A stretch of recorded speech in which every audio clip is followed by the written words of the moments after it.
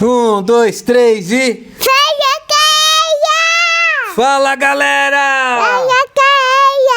Sejam bem-vindos ao canal Nós Três Mais Todo Mundo, onde nós vamos viajar pelo Caribe.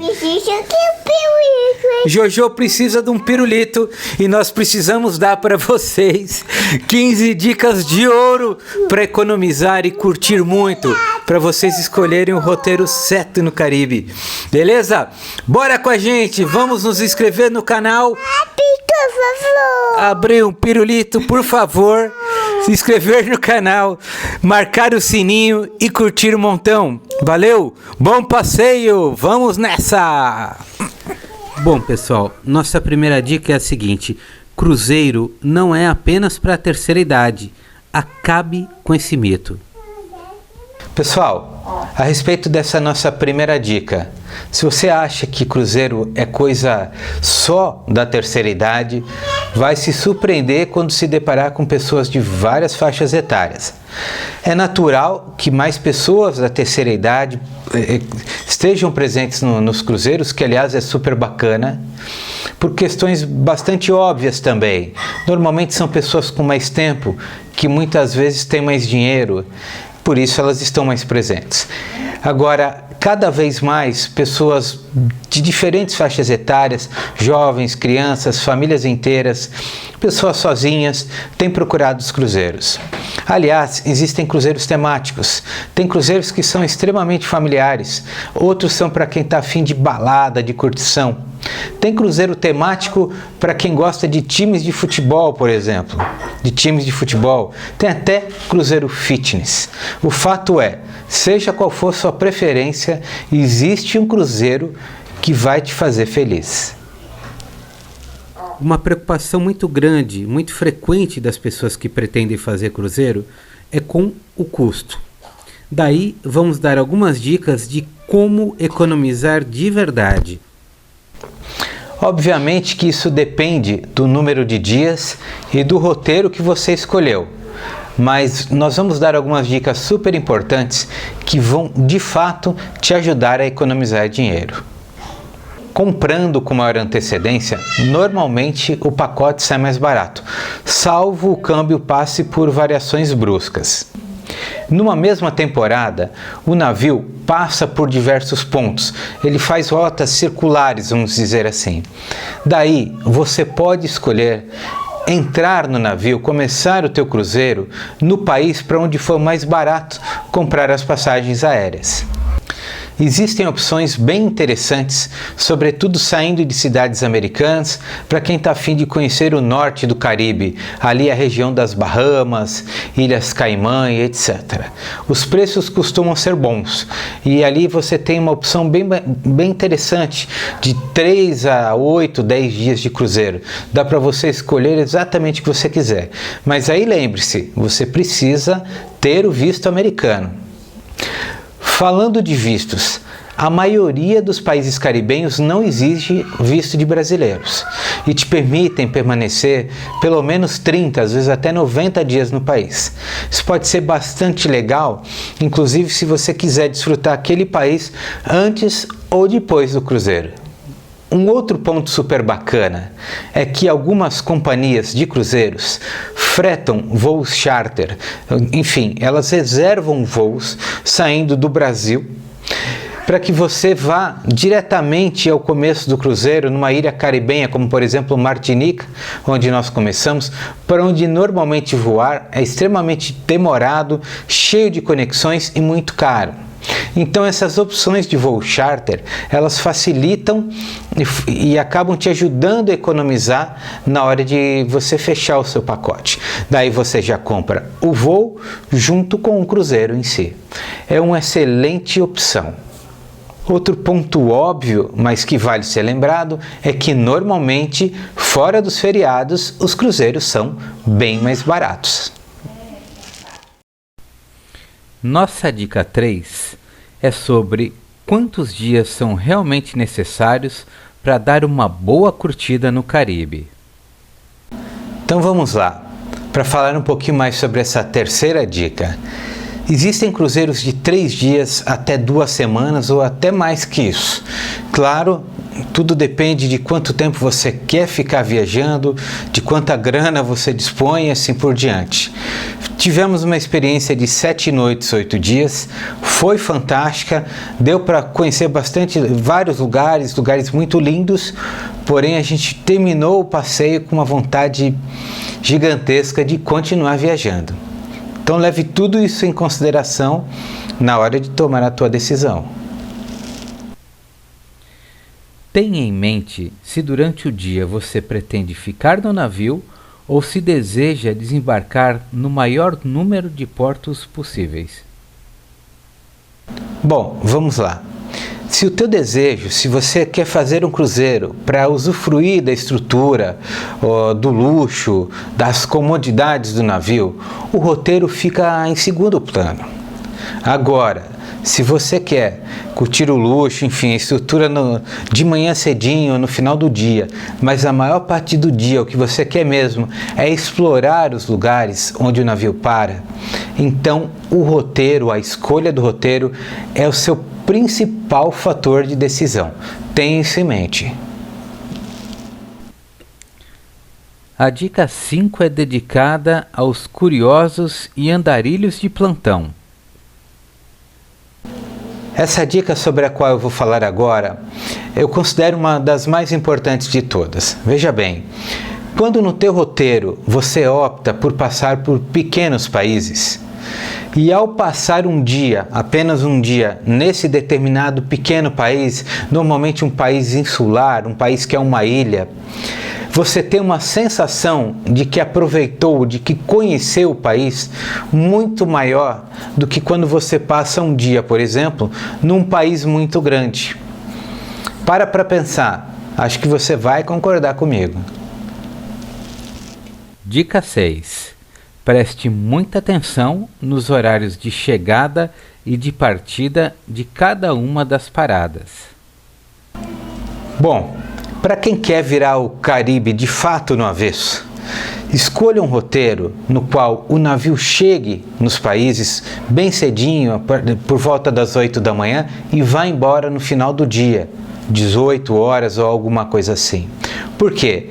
O serviço de buffet normalmente é ininterrupto, então você pode tomar o seu café cedinho, a hora que o navio encostar você já se manda, sai junto com a primeira turma, passa o dia inteiro curtindo e volta no último momento.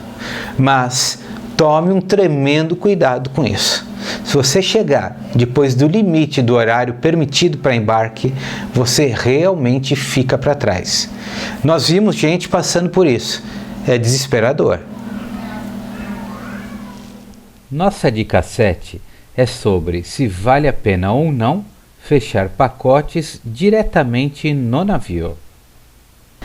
Ao longo do percurso, para cada parada, o serviço turístico do navio vai tentar te vender diferentes pacotes, um leque de oportunidades, mas se você quer economizar, definitivamente não compre no navio. Só de botar o pé para fora, os pés para fora, quando você passa ali a área que só é permitido aos passageiros, você vai se deparar com uma legião de taxistas, motoristas de van, guias turísticos e afins. De cara, você tem a chance ali de economizar pelo menos uns 50% para fazer os mesmíssimos passeios, às vezes até um pulozinho ali, até um pouquinho a mais do que isso. Ao longo do cruzeiro, certamente você vai fazer amigos, como nós fizemos. Converse com esses amigos. Se vocês tiverem o mesmo objetivo de passeio, quanto mais gente, melhor o poder de barganha.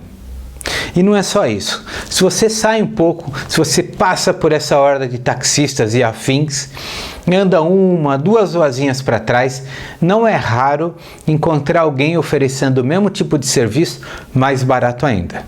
Agora, tenha em mente que a sua segurança está em jogo, óbvio, então só faça algo que você realmente se sinta confortável, seguro em fazer. Ligue o seu sexto sentido e vá em frente.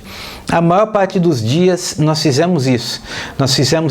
Contratamos os passeios na hora, conversa daqui, negocia dali e saiu muito mais barato. Nossa dica 8 é para te dizer o que vale mais a pena: cabine interna ou externa com varanda? Bom, a resposta para essa dica, na verdade, o mais importante dessa dica é te dizer o seguinte: se você não vai parar quieto no navio, né? Pelo menos durante o dia, se você vai sair o tempo inteiro, vai passear e está nesse grupo com esse perfil de que quer conhecer virar no avesso. Para que você vai contratar uma cabine externa com varanda que custa bem mais caro? Uma cabine interna costuma atender a sua necessidade. Outro ponto, se você tem crianças muito pequenas, talvez uma cabine com varanda pode ser meio assustador. Eu particularmente ficaria com medo de acontecer alguma coisa. Agora, se você está no time que está ali muito mais para curtir a infraestrutura do navio durante o passeio, é de se considerar realmente contratar uma cabine com varanda, com uma vista legal. Aqui nessa dica 9, queremos chamar a atenção para alguns pontos importantes sobre a infraestrutura do navio. Nossa dica 9 pode parecer bastante óbvia, mas é importante de que seja dita. Vamos lá. Se você vai passar sobretudo a maior parte do tempo no navio, ou não, mesmo que você vá curtir uma piscina só de vez em quando, enfim, chegue cedo. Chegue cedo para garantir uma esteira, chegue cedo para evitar piscinas superlotadas, salvo você faça um cruzeiro numa temporada, numa época com poucos passageiros. Normalmente esse tipo de espaço é concorrido. Outros espaços, como academias, etc., você até precisa marcar hora para poder usufruir melhor daquele determinado serviço. Tá? Com o tempo, observe os horários em que os buffets são mais movimentados. Você pode fugir um pouquinho disso adaptando o seu horário. Fizemos isso também e foi super legal. Nossa dica 10 é especial para aqueles que nunca fizeram um cruzeiro simplesmente porque não falam outro idioma. Olha, nossa dica 10 é para aqueles que nunca fizeram um cruzeiro porque não falam outro idioma e se sentem inseguros por conta disso. É uma grande bobagem, porque nos cruzeiros existem pessoas que falam os idiomas dos principais grupos de passageiros. Então, se um cruzeiro tem muita venda no Brasil, que é comum, certamente vai haver um grupo de pessoas que fala português. Normalmente esses guias te procuram ao longo da viagem, se apresentam, se colocam à disposição e isso facilita a sua vida se você não domina os idiomas. Isso vale para espanhol, isso vale para inglês, enfim. Se você vai se sentir mais à vontade dessa forma, faça uso do serviço, por que não? Nós acrescentamos a dica 11 porque acreditamos que pode ser a dúvida de muita gente.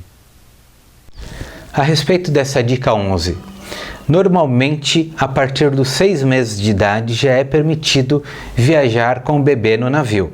Já é permitido levar o bebê, fazer o cruzeiro. Algumas companhias admitem crianças a partir de 1 ano de idade. E dependendo da idade da criança, você vai poder passar mais ou menos noites no navio. O que nós recomendamos? Nós recomendamos que você espere a criança ter pelo menos 3 anos de idade para que o desgaste físico não judie nem do bebê, nem do papai, nem da mamãe. Vai por mim, essa é uma dica extremamente importante para o passeio ser bem bacana. Essa dica 12 é muito importante para cruzeiros nos quais as bebidas não estão inclusas no pacote. Se o cruzeiro que você comprou não é all inclusive para o quesito bebidas, tá? Tenha em mente que pode ser interessante comprar um pacote de bebidas. Por exemplo, um pacote de vinhos que te dá uma garrafa por noite durante cada jantar, alguma coisa nesse sentido. Agora, avalie se vale a pena comprar um pacote de bebida totalmente liberada, se você vai passar muito tempo fora do navio. Aí, nesse caso, obviamente, não vai valer a pena. Existem pacotes de água, café, sucos, existem pacotes de bebidas específicas e existem pacotes com absolutamente tudo liberado. Então, você pode combinar exatamente do jeito que você quiser. De qualquer forma, um pacote é mais interessante do que comprar as bebidas diretamente no balcão. Preste atenção nessa dica 13. Ela fala especificamente sobre a obrigatoriedade ou não de pagar gorjeta em cruzeiros. Enormes as chances de que quando você comprar o pacote, a pessoa lá da agência te diga que existe uma taxa obrigatória de gorjeta, que normalmente varia em torno de 12 euros por dia por pessoa. Então faz a conta aí, não estamos falando de pouco dinheiro. Agora, o detalhe importantíssimo, você não é de fato obrigado a pagar essa gorjeta automática, vamos dizer assim, essa gorjeta padrão. Na hora de fechar a conta, no último dia lá, pouco antes de sair do navio, você pode falar para a pessoa ali no caixa exatamente o seguinte: olha, eu não desejo pagar a gorjeta, eles não vão te cobrar. E aí, você pode pensar, pô, mas o garçom me atendeu bem, a camareira, nada te impede de pagar uma gorjeta diretamente para ele, porque aí você inclusive tem a certeza de que o dinheiro, até um percentual maior, vai chegar para essa pessoa. Você paga o valor que você quiser, se você quiser. A moeda corrente no navio respeita a bandeira daquele respectivo navio. Por exemplo, como nós viajamos no navio da MSC de bandeira italiana, a moeda corrente eram euros. Nossa dica 14 é especial para quem imagina que precisa apresentar o passaporte em toda ocasião que descer do navio. Quando você embarca no navio, a primeira coisa que a companhia faz é te identificar, e aí eles te dão um cartão de identificação. Esse cartão de identificação, via de regra, vale para desembarque nos países por onde o cruzeiro passar. Isso é muito bacana, porque ele substitui o teu passaporte. Daí você deixa seu passaporte em segurança no cofre lá da sua cabine e acabou. E anda com esse cartão para cima e para baixo. Claro, toma um tremendo de um cuidado para não perdê-lo. Nossa dica 15 é engraçada, parece até piada, mas não é. Nossa 15ª e última dica de ouro parece piada, mas não é não. Principalmente para quem pretende mandar ver no buffet, nos restaurantes do navio. Viagem com roupas largas, sobrando. Não vá com nada muito justo. Principalmente as roupas de gala. Vai por mim. No final do cruzeiro você vai estar um pouquinho mais gordinho e pode ser um sufoco entre algumas roupas se você levá-las muito justas. Finalizadas nossas dicas, vamos mostrar de uma forma bem resumida como foi esse maravilhoso cruzeiro que realizamos em 2017. No total foram 8 dias e 7 noites, passando por 7 diferentes ilhas pertencentes a 6 países na região das Pequenas Antilhas. A simpática Martinica, território ultramarino francês, foi ponto de início e final do nosso cruzeiro. Além de bela e charmosa, é dona de uma fauna bastante exótica para os padrões brasileiros. Guadalupe foi nossa segunda parada. Essa linda ilha possui praias para todos os lados, uma mais bonita que a outra.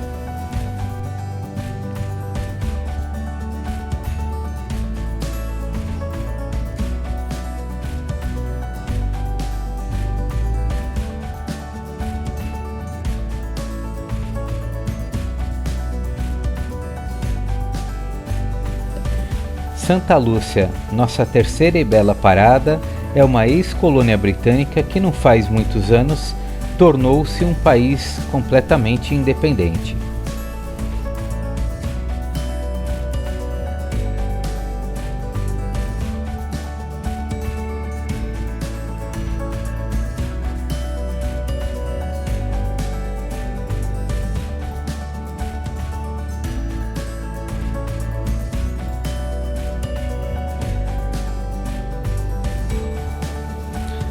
Barbados foi a quarta ilha que visitamos.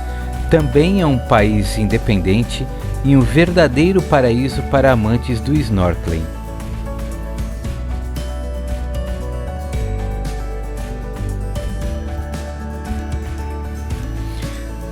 Trinidad e Tobago foi nossa quinta parada.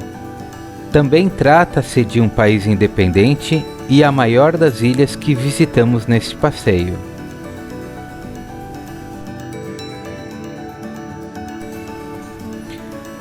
A Pequena Granada também é conhecida como Ilha das Especiarias. Também trata-se de um país independente e dono de lindíssimas praias.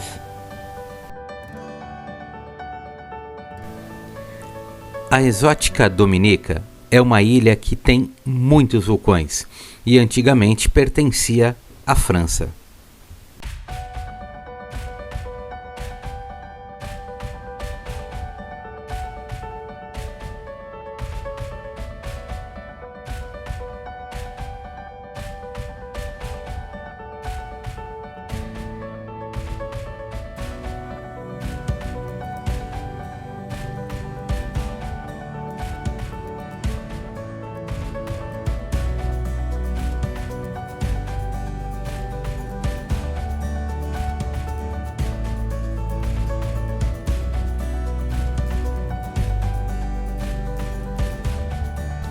Bom, pessoal, esse resumo foi apenas para deixar vocês com gostinho de quero mais.